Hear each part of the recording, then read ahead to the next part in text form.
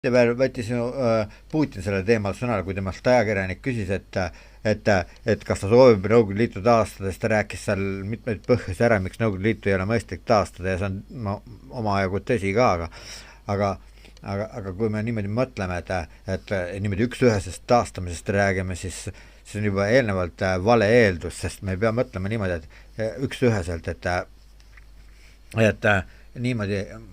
üks-üheselt ta mõtlebki, et Nõukogude Liit taastada tuleks nagu, aga ta ei mõtle niimoodi, ta mõtleb teistmoodi seda asja, ta räägib ideest ja tegelikult selle idees Vene nii-öelda rahvuslasest on ju jutt